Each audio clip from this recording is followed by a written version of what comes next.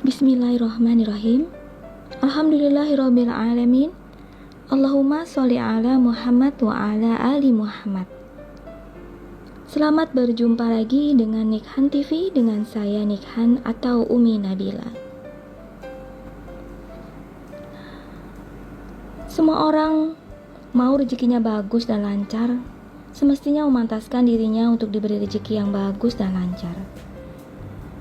Apa yang harus kita lakukan agar Allah berkenan memberikan rezeki yang bagus pada kita?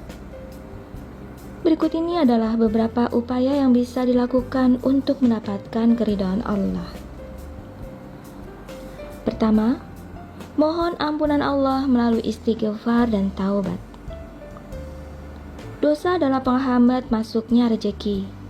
Karena kita adalah manusia yang serba kurang dan selalu berbuat dosa, maka mohon ampunan kepada Allah melalui istighfar dan taubat adalah salah satu cara untuk memantaskan diri agar diberi rezeki oleh Allah. Taubat adalah meninggalkan dosa karena keburukannya, menyesali dosa yang telah dilakukannya, dan berkeinginan kuat untuk tidak mengulanginya. Karena Allah yang Maha Kaya, dan Dia akan memberikan rezeki pada orang-orang yang pantas untuk diberi. 2. Meningkatkan ketakwaan. Takwa artinya menjalankan apa yang diperintahkan oleh Allah dan menjauhi apa yang dilarangnya. Orang yang bertakwa adalah orang yang menjadi kecintaan Allah sebagaimana janjinya dalam surah Al-A'raf ayat 96. Seandainya penduduk suatu negeri beriman dan bertakwa, pastilah kami bukakan bagi mereka berbagai keberkahan dari langit dan bumi. 3. Bertawakal kepada Allah. Arti tawakal yang hakiki adalah penyandaran hati yang sebenarnya kepada Allah Subhanahu wa Ta'ala dalam meraih berbagai kemaslahatan atau kebaikan. Menyerahkan semua urusan kepadanya dan meyakini dengan sebenar-benarnya bahwa tidak ada yang dapat memberi, menghalangi, mendatangkan bahaya, serta memberikan manfaat kecuali Allah semata. Orang yang bertawakal tahu bahwa Allah lah yang menjamin rezeki dan akan mencukupkannya. 4. Beribadah kepada Allah sepenuhnya.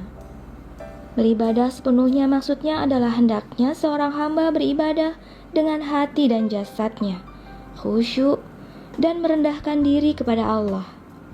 Menghadirkan dalam hati betapa besar keagungan Allah, benar-benar merasa ia sedang bermunajat kepada Allah yang Maha menguasai dan Maha menentukan. Beribadah sebagaimana disebutkan dalam hadis. Hendaknya kamu beribadah kepada Allah seakan-akan kamu melihatnya. Jika kamu tidak melihatnya, maka sesungguhnya Dia melihatmu. 5. Melanjutkan haji dengan umroh atau sebaliknya. Jika sholat duha kita menyisihkan waktu untuk melakukannya dan sedekah kita menyisihkan uang, sementara haji dan umroh kita melakukan upaya untuk mengunjungi Baitullah dengan mengusahakan biaya yang besar dan waktu yang tidak sebentar, sungguh akan memperlancar rezeki.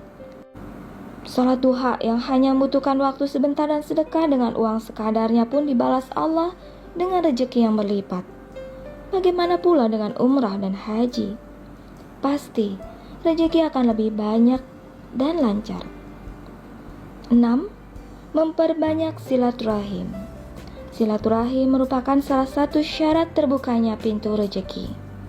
Banyak-banyaklah bersilaturahim dengan orang lain. Jangan melulu beribadah di masjid tanpa menghiraukan aktivitas sosial. 7. Senang berinfak di jalan Allah. Menyisihkan sebagian uang untuk membantu agama Allah akan sangat disukai olehnya. Dialah Maha Kaya, meski kita tidak berinfak pun tidak akan mengurangi kekayaan Allah.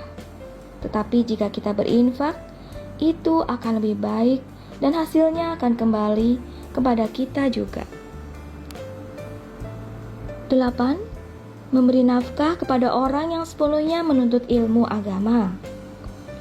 Membantu para penuntut ilmu adalah sikap terpuji yang disukai Allah Subhanahu wa Ta'ala dan bisa membuka pintu rezeki kita.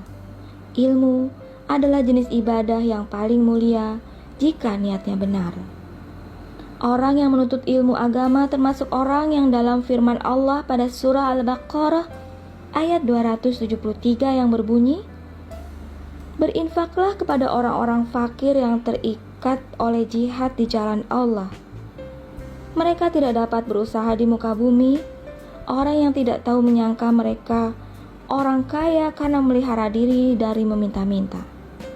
Kamu kenal mereka dengan melihat sifat-sifatnya. Mereka tidak meminta kepada orang secara mendesak. Dan apa saja nafkah yang baik yang kamu nafkahkan di jalan Allah, maka sesungguhnya Allah Maha mengetahui." 9. Berbuat baik kepada orang lemah.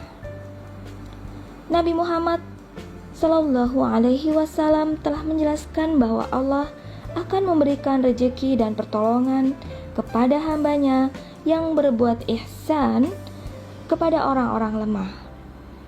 Kategori orang lemah bisa berupa orang fakir, miskin, terlantar, butuh bantuan, orang sakit, orang asing, hamba sahaya, dan sebagainya. Tidaklah kalian ditolong terhadap musuh-musuh kalian, dan tidaklah kalian diberi rezeki, melainkan karena orang lemah kalian. Hadis riwayat Bukhari. 10. Hijrah di jalan Allah. Berhijrah ke arah yang lebih baik adalah sesuatu yang perlu dilakukan oleh setiap muslim. Barang siapa berhijrah di jalan Allah, niscaya mereka mendapati di muka bumi ini tempat hijrah yang luas dan rezeki yang banyak. Surah An-Nisa ayat 100. Sahabat pencinta sholawat, marilah kita berusaha memantaskan diri untuk menerima karunia Allah berupa rezeki yang berkah dan berlimpah. Semoga Allah mampukan kita menjadi hamba yang senantiasa bersyukur atas sekecil apapun nikmat yang diterima. Wallahu a'lam. Alhamdulillahirabbil alamin. Allahumma sholli ala Muhammad wa ala ali Muhammad. Barakallahu fikum. Wabillahi taufiq wal hidayah. Wassalamualaikum warahmatullahi wabarakatuh. Salam takwa, Umi Nabila.